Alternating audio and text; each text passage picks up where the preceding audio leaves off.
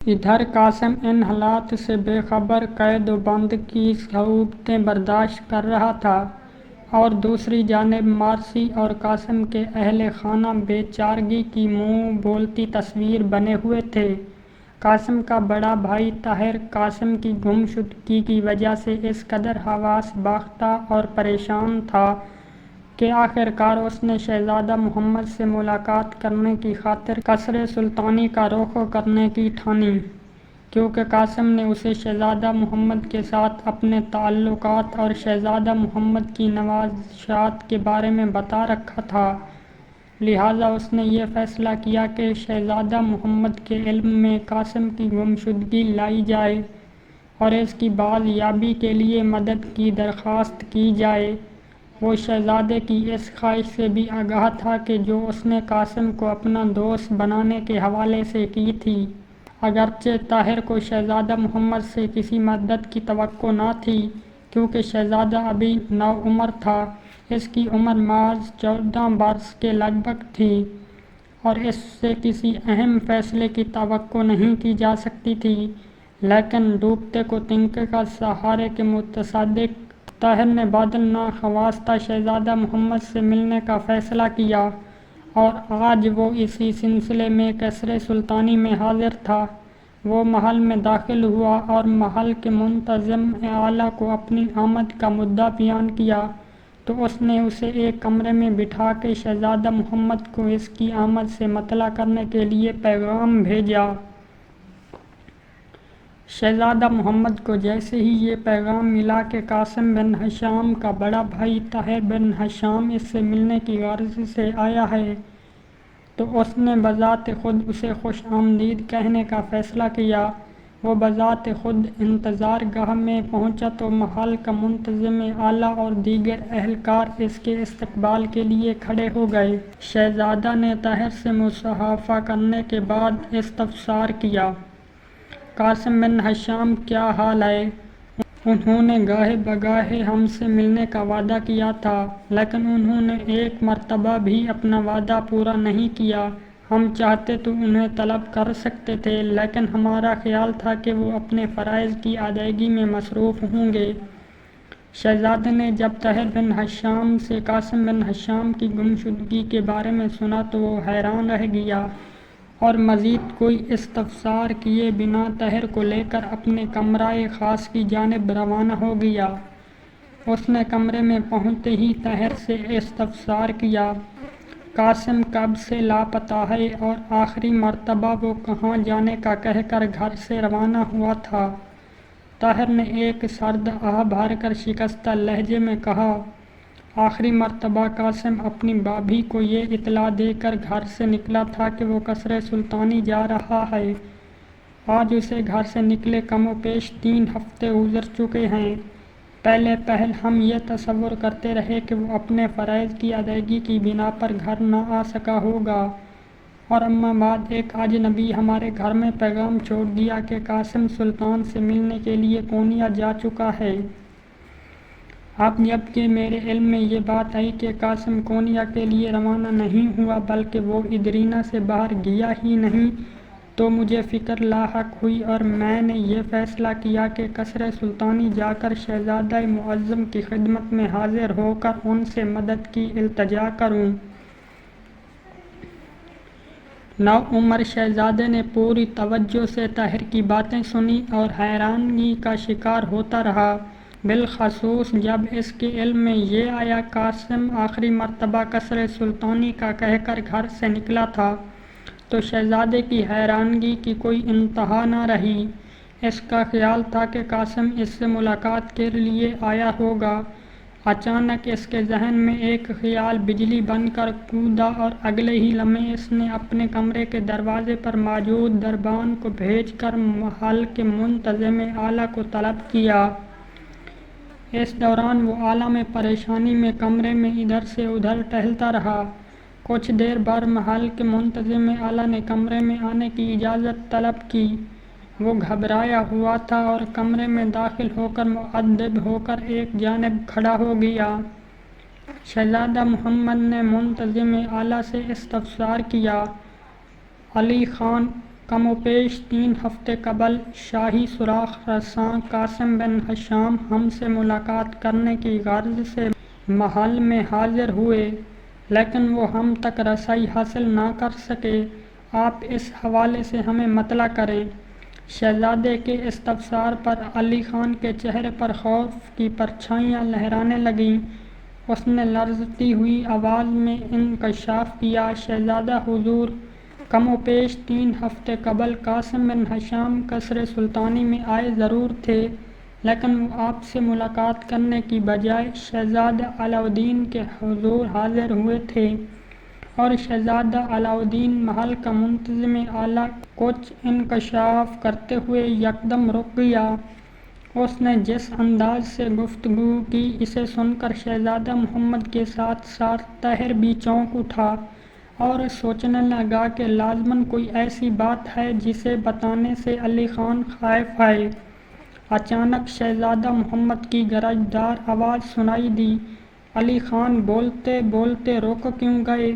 بلا خوف و خطر ہمیں حقیقت بتاؤ کہ قاسم بن ہشام بھائی جان سے ملاقات کرنے کے بعد کہاں گئے؟ اب طاہر کا دل بھی سینے کا پنجرہ توڑ کر باہر آنے کو تھا۔ خدا جانے علی خان کیا خبر سنانے والا تھا۔ شہزادہ محمد اور طاہر کی نگاہیں علی خان کے چہرے کا طواف کر رہی تھیں۔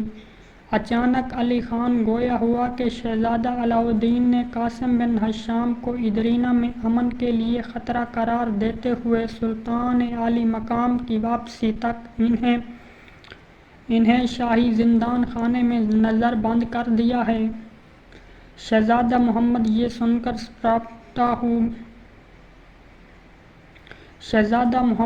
سن کر حیران ہو گیا، اگرچہ اس کے علم میں تھا کہ اس کا بڑا بھائی ولی عہد سلطنت ہے اور سلطان کی عدم موجودگی میں اسی کے احکامات پر عمل درآمد ہوتا ہے، لیکن اسے یہ امید ہرگز نہ تھی کہ اس کا بڑا بھائی قاسم بن ہشام جیسے وفادار سلطنت کو نظر بند کرنے کے احکامات جاری کر دے گا۔ وہ شہزادہ محمد کا بڑا بھائی ہونے کے ساتھ ساتھ صاحب اختیار بھی تھا۔ طاہر بن ہشام کے پاؤں تلے سے زمین کھسک گئی تھی۔ اسے تو سرے سے یہ علم ہی نہ تھا کہ شہزادہ علاؤالدین امن کے لیے کس خطرے کی بات کر رہا تھا۔ شہزادہ محمد اور طاہر دونوں ابھی اپنی اپنی سوچوں میں گم تھے کہ منتظم اعلیٰ علی خان نے یہ انکشاف کرتے ہوئے انہی سوچوں کے بھنور سے باہر نکالا۔ شہزادہ حضور، درحقیقت شاہی سوراخ رساں قاسم بن ہشام نے خطیب مغرب ابو جعفر کو حراست میں لے لیا تھا۔ انہیں شک تھا کہ وہ ادرینہ میں قیصر قسطنطنیہ کے جاسوسوں کا سربراہ ہے۔ آپ کے تو علم میں ہے کہ شہزادہ علاؤالدین ابو جعفر کا بے حد احترام کرتے ہیں، اور ان کا خیال تھا کہ قاسم بن ہشام نے ایک محترم مذہبی اکابر کو حراست میں لے کر ادرینہ کے امن کو خطرے میں ڈالا ہے۔ اسی لیے انہوں نے قاسم بن ہشام کو نظر بند کرنے کے احکامات صادر کر دیے تھے۔ حقیقت کا علم ہونے کے بعد شہزادے کے چہرے پر طمانینت در آئی۔ اس نے علی خان کو رخصت ہونے کی اجازت دے دی اور خود اپنے بڑے بھائی سے ملاقات کرنے کی ٹھانی۔ اس نے طاہر بن ہشام کو مہمان خانے میں انتظار کرنے کا کہا اور بذات خود شہزادہ علاؤالدین کے کمرہ خاص کا رخ کیا۔ شہزادہ علاؤالدین نے شہزادہ محمد کی بات کو ایک بچگانہ بات تصور کرتے ہوئے نظر انداز کر دیا اور کہا، اس سوراخ رساں کا فیصلہ سلطان عالی مقام کریں گے، ان کی آمد تک میں اسے آزاد نہیں کر سکتا۔ خدا نخواستہ ادرینہ میں اگر بغاوت نے سر اٹھا لیا تو اس کی ذمہ داری کس پر ہوگی؟ شہزادہ علاؤالدین کا جواب شہزادہ محمد کو تسلی نہ دے سکا۔ اس نے بھرپور احتجاج کرتے ہوئے باور کروایا، بھائی جان، سلطان عالی مقام نے بذات خود اس نوجوان کو ادرینہ میں ہونے والی سازش کا سراغ لگانے کے لیے شاہی سوراخ رساں کے عہدے سے نوازا ہے۔ اب اگر آپ اس کے کام میں مداخلت کریں گے اور اس کا کام اتوال کا شکار ہوگا تو اس کی ذمہ داری کس پر عائد ہوگی؟ شہزادہ محمد کی بات شہزادہ علاؤالدین کو رتی بھر بھی متاثر نہ کر سکی اور اس نے پہلے سے بھی سخت لہجہ اختیار کرتے ہوئے کہا، شہزادہ محمد، تم ابھی ناسمجھ ہو، تم قاسم بن ہشام کی حقیقت سے واقف نہیں ہو۔ ہمیں خطیب ابو جعفر نے اس کے بارے میں سب کچھ بتا دیا ہے۔ تم جانتے ہو کہ ابو جعفر ہمارے دیرینہ وفادار ہیں اور یہی وجہ تھی کہ قاسم نے انہیں حراست میں لے لیا۔ بہرام خان نے جیسے ہی ہمیں ان کی حراست کی اطلاع دی تو ہم نے ابو جعفر کو رہا کرنے اور قاسم کو حراست میں لینے کا حکم دے دیا۔ تم تسلی رکھو، ہم نے جو قدم بھی اٹھایا ہے وہ سلطنت کے مفاد میں اٹھایا ہے۔ یوں ہی سلطان عالی مقام واپس تشریف لاتے ہیں، معاملہ ان کے حضور پیش کر دیا جائے گا۔ شہزادہ محمد کے علم میں یہ بات آ چکی تھی کہ ابو جعفر اس کے بھائی پر پوری طرح اثر انداز ہو چکا ہے اور اسے اپنی چکنی چپڑی باتوں سے رام کر چکا ہے، لہٰذا وہ اس کی کوئی بات نہیں مانے گا اور سلطان کی آمد تک قاسم کو نظر بند ہی رکھے گا۔ لہٰذا اس نے مزید کوئی بات نہ کی اور اپنے بھائی سے اجازت لے کر رخصت ہو گیا۔ اب اس کے ذہن میں ایک اور خیال گردش کر رہا تھا۔ وہ اسی خیال کے زیر اثر مہمان خانے میں چلا آیا اور آتے ہی قاسم کے بھائی طاہر کو اپنی حکمت عملی سے آگاہ کرتے ہوئے کہا، ابو جعفر شہزادہ علاؤالدین پر اثر انداز ہو چکا ہے، لہٰذا وہ کسی بھی صورت سلطان کی آمد سے قبل آپ کے بھائی اور ہمارے دوست قاسم کو رہا نہیں کریں گے۔ لیکن خدشہ یہ ہے کہ اس دوران سلطنت کے غداروں کو کھل کر کھیلنے کا موقع مل جائے گا، لہٰذا آپ ایک کام کیجئے جو آپ کے سلطنت اور ہمارے بھی مفاد میں ہے۔ شہزادہ محمد نے اپنی بات ادھوری چھوڑ کر خاموشی اختیار کر لی تو طاہر لب کشائی کرتے ہوئے کہا، آپ نے جو بھی فرمانا ہے بے فکر ہو کر ارشاد فرمائیں، میں آپ کے ہر حکم کی تکمیل کو اپنا فرض تصور کروں گا۔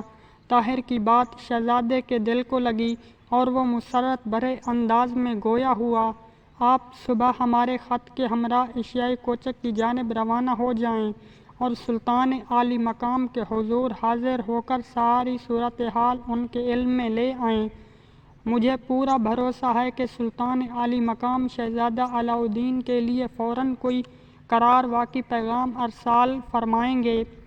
طاہر نے حکم کی تکمیل کی حامی بھری اور استفسار کرتے ہوئے کہا، شہزادہ حضور، آپ مجھے خط کب عطا فرمائیں گے؟ شہزادہ محمد نے کہا، آپ جائیں اور سفر کی تیاری کریں، کل آپ کے روانہ ہونے سے قبل خط آپ کو موصول ہو جائے گا۔ اس کے بعد شہزادہ محمد اور طاہر کچھ دیر تک اسی حوالے سے باتیں کرتے رہے، اما بعد طاہر نے رخصت چاہی اور قصر سلطانی سے نکل کر گھر کی راہ لی۔